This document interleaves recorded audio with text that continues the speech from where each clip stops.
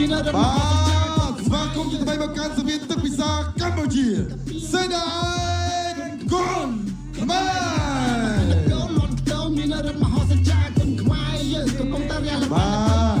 គណៈប្រតិជាទីគោរពទស្សនិកជនជាទីមេត្រីយើងឃើញថាបាញ់មិញការប្រកួតមិត្តភាពអន្តរជាតិរវាងកម្ពុជានិងអារ៉ង់កីឡាករសម្អាងឌុនបាទជាមួយនឹងកីឡាករ Zaman Moradi គឺថាមិនចប់ទឹកទេបាទដោយសារតែនៅចុងទឹកទី2ទៅហើយកីឡាករសម្អាងឌុនបានផ្លាត់ចូលបាទនេះវត្តកន្ទុយរបស់កីឡាករ Moradi ធ្វើឲ្យសម្អាងឌុនមិនអាចបន្តការប្រកួតបាននោះទេដូច្នេះបានន័យថាពីគូដំបូងគូមិត្តភាពអន្តរជាតិរវាងកម្ពុជានិងថៃនិងកម្ពុជាអារ៉ង់ហាក់ដូចជាមិនទាន់ទទួលបានជោគជ័យនៅឡើយទេសម្រាប់កីឡាករកម្ពុជាប៉ុន្តែឥឡូវនេះយើងចាំមើលថាតើគូមិត្តភាពអន្តរជាតិទី3នឹងទៅជាយ៉ាងណារវាងកីឡាករបាទថៃកីឡាករថៃជាមួយនឹងកីឡាករកម្ពុជាបាទគូនេះគឺគូមាន់សម្បេតហើយមុននេះក៏បានទទួលការឧបត្ថម្ភដូចគ្នាដែរពីសំណាក់អ្នកអាជ្ញាលីងមេសាសបណ្ឌិតនៃប្រទេសក្រុមអគ្គនាយកនៃក្រុមខ្មែរ Regis បានឧបត្ថម្ភដល់កីឡាករសម្អាងឌុននៅថវិកាចំនួន 50,000 រៀលដូចគ្នាបាទដូច្នេះសភាទឹកភាសាកម្ពុជាសេនាគុណខ្មែរអាចដំណើរការទៅបានដោយសារមានការឧបត្ថម្ភជ្រុំជ្រែកដាច់មុខដោយក្រុមហ៊ុនខ្មែរ Regis ដែលនាំមកជួយដោយទឹកភាសាកម្ពុជាទឹកភាសាកម្ពុជាបានសតគ្រប់ដំណក់ជាមួយនឹងបច្ចេកកម្ពុជា Smart Triple Filter អរគុណជាបន្តទៅកាន់ទឹកក្រូចអាយកូឡាសប្បាយឈ្នះរង្វាន់អស់ស្ទះអរគុណជាបន្តទៅកាន់ភេសជ្ជៈពឹងឡាំងគីរសជាតិមែនតលផ្ដល់ថាមពលខ្លាំងត្រជាក់បំពង់ករង្វាន់ក៏ក្រើកមេឃ Thank you very much, Mr. Rock. And yes, we have just reached our halfway point of tonight. And for our third bout, Zaman Moradi pulling out a second round finish up against the formidable Samangdung. Samangdung never to be underestimated, and a fantastic win for Moradi, our Iranian fighter out of the blue corner. And we look forward to see him in the ring once again very soon. Coming up next with an agreed weight of 60 kilograms, our second bout of Thailand versus Cambodia with the one and only, the local legend, the man himself, Mon Samet, one of my personal favorite fighters here in the KKIF arena. Again, a huge thank you to everyone joining us ringside tonight in Sabon Kamon province. A fantastic audience. And of course, everyone joining us on CNC and of course on Facebook from all around the world. Be it the KKIF Facebook page, the Cambodia Premium Facebook page, or of course, the Honourable Okna Srejentul's Facebook page. Ladies and gentlemen, this is Kunkamai, the national sport of Cambodia. And we can't forget to say a huge thank you to our sponsors, Kamai Beverages, Cambodia Premium Water, and of course, under Kamai Beverages, you can also enjoy Ice Cola, the nation's favourite cola, and of course, Kiz Menthol Energy, giving you minty fresh breath and an extra boost of energy during the day. But មុននឹងឈានដល់ការប្រកួតគូមិត្តភាពអន្តរជាតិទី3ដែលជាគូទី4នៅលើសង្វៀនទឹកភាសាកម្ពុជាសេនាគុណខ្មែរឥឡូវសូមសម្លេងហៅគាំទ្រខ្លាំងៗទាំងអស់គ្នាមួយបងគេដំណើរពីនោះតាមមហានគរបាទអត់ស្អីលឿនឥឡូវសូមម្ដងទៀតសូមសម្លេងហៅឲ្យខ្លាំងៗមួយបងគ្នាយើងកាពីរូបនេះថាអរគុណបងប្អូនយើងដើម្បីកុំឲ្យខាតពេលវេលាយូរខ្ញុំបាទក៏សូមប្រកួតភារកិច្ចនេះជូនដល់គណៈកម្មការបច្ចេកទេសដើម្បីរៀបចំការប្រកួតជាបន្តបាទសូមអរគុណខ្ញុំបាទសូមអញ្ជើញអញ្ញាកណ្ដាលនឹងចៅក្រមទឹកពិសាកម្ពុជាសេនាឯកគុណខ្មែរគូទី4ដែលជាគូអន្តរជាតិរងចេញម្រាមកម្ពុជាថៃអញ្ញាកណ្ដាលលោកផលសុផាតចៅក្រមទី1លោកផាត់លេងចៅក្រមទី2កញ្ញាជួយចិន1ចៅក្រមទី3លោកជួនសំណាងចៅក្រមទី4លោកសរមន្ថននិងចៅក្រមទី5លោកនិនវ៉ាន់ដេតសូមអញ្ជើញទៅកាន់ទីកន្លែង Ladies and gentlemen, for our fourth bout of Kunkamai action tonight, live from Tabong Kamon province, Cambodia, the Kingdom of Wonder. With an agreed weight of 60 kilograms, this fight will consist of three-minute rounds of Kunkamai action under Kunkamai ruling. And without any further ado, introducing first and fighting out of the blue corner and representing his home country, the Kingdom of Thailand. Please put your hands together for Pitbull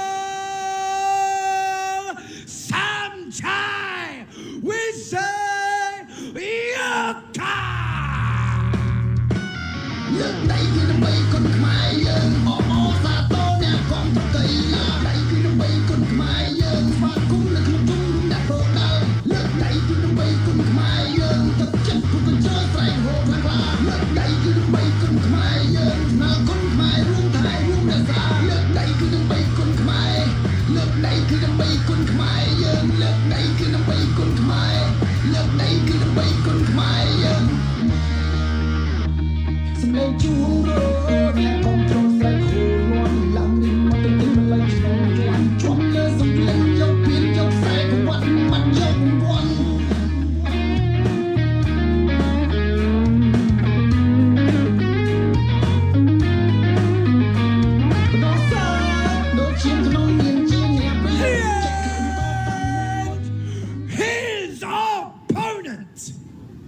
Fighting out of the red corner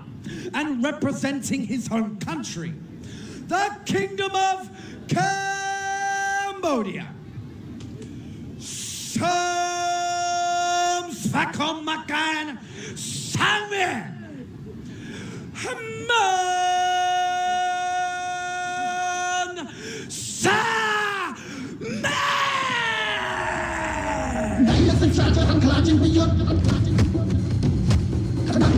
គេជាកងជាវត្តចេះរងវត្តជប់បញ្ចុកនឹងសត្រូវផាំងចូលវាយពួកខ្មាំងផាំងវាយគុំបាត់បាំងផាំងគុនខ្មែរចូលច្បាំងផាំងគុនខ្មែរពូជអ្នកច្បាំង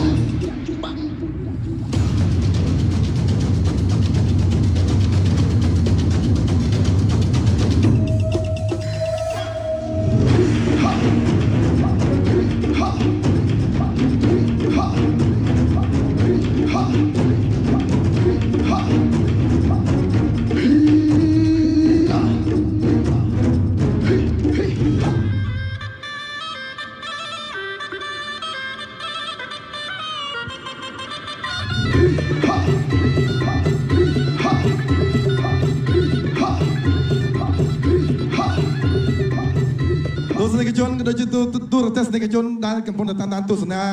ការប្រកួតនៅទីនេះផ្ទាល់ក៏ដូចជាតាមរយៈការទស្សនានៅលើគេហដ្ឋានយើងឃើញថាការប្រកួតគូ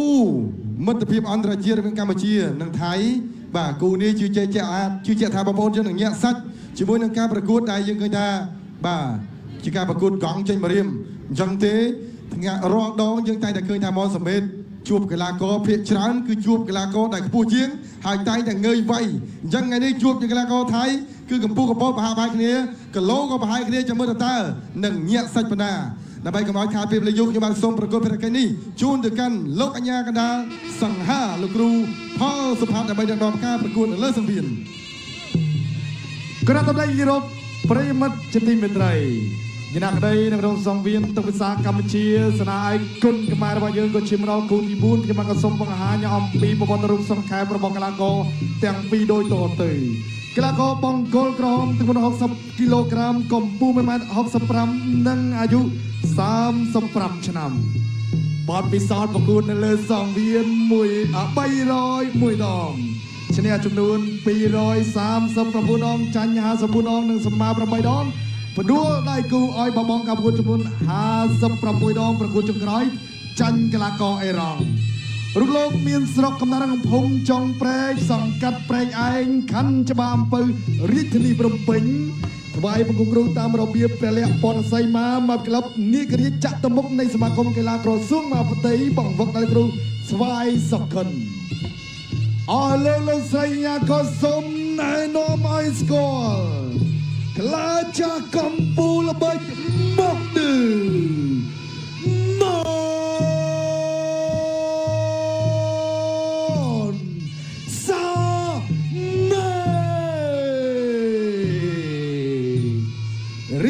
ដៃគូរបស់លោកកីឡាករបង្គោលខៀវទម្ងន់60គីឡូក្រាមដោយគ្នាកម្ពស់1.62 ម៉ែត្រអាយុ21ឆ្នាំបទពិសោធន៍ប្រកួតនៅលើសង្វៀន65ដងឈ្នះ45ដងចាញ់20ដងមិនដែលស្មើផ្ដួលដៃគូឲ្យបបងការប្រកួតចំនួន20ដង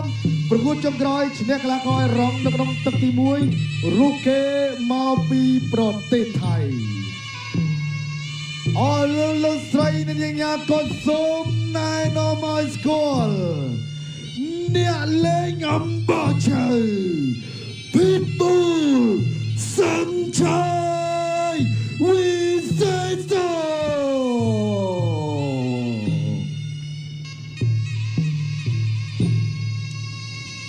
ទ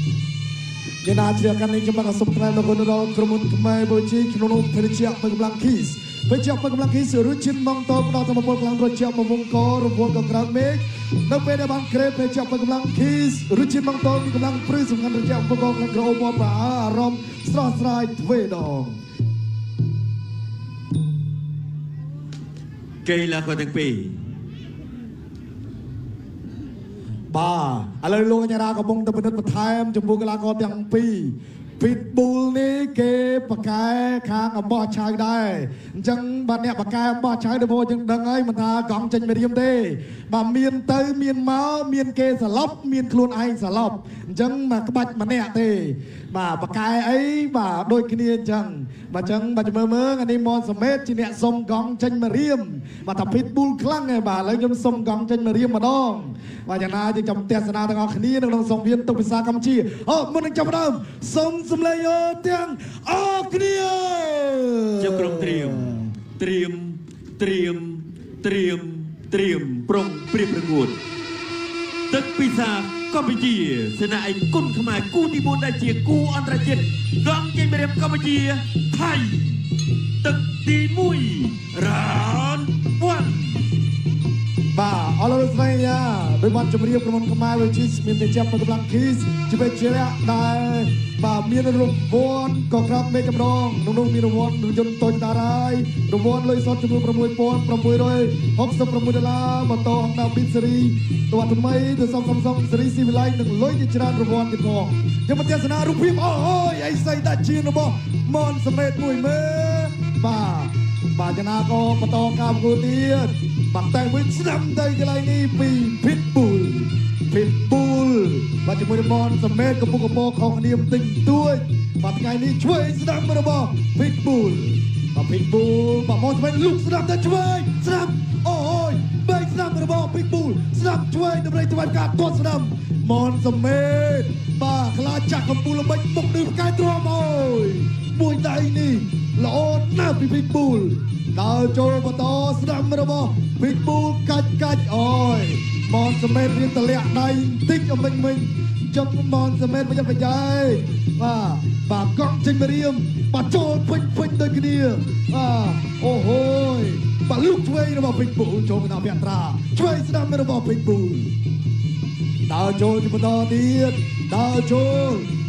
លចេញពីទាត់ឆ្វេងរបស់មនសមេតបាទមនសមេតសម្លឹងកូនអីមួយសិនលុកឆ្វេងរបស់ Pitbull អត់ទេតែចេញពីមនសមេតមនសមេតដើរចូល Pitbull ថយបាត់ទាត់ឆ្វេងស្ដាំទៅឆ្វេងស្ដាំអោបជាប់អោបឲ្យគ្រាឲ្យកាច់កន្លែងនេះលោកយ៉ាងណាបាទលោកបំបែកជាបន្តទៀតបាទមនសមេតដើរចូល Pitbull ថយនេះរក្សាចំហបាទលុកឆ្វេងរបស់ Pitbull លុកឆ្វេងពី Pitbull ហើយក៏ដើរចូលពីមនសមេតរួចបាទដៃមួយសិនបោកកែងពី Pitbull កែងរបស់មនសមេតអូយគ្រាឲ្យក៏អត់ជាបញ្ហាដើរចូលបន្តទៀតឆ្វេងYou don't order 1 2 3 4 5 6 7 8ប្រគំបន្ត continue ចូលបណ្ដៃឆ្វេងស្ដាំរបស់មនសមេតស្ដាំវិញឆ្វេងរបស់ Pitbull ឆ្វេងស្ដាំ 1 2 3 4 5 6 មនសមេត 7 8 ដើរចូលបណ្ដាច់ឬក៏បណ្ដាច់មនសមេតខ្ញុំតាឆ្វេងស្ដាំរបស់មនសមេតអោបឆ្វេងស្ដាំឆ្វេងអោបជាប់ហើយក៏ស្ដាំរបស់មនសមេតចប់ចាក់ល្មមទី1 and now round 1 nine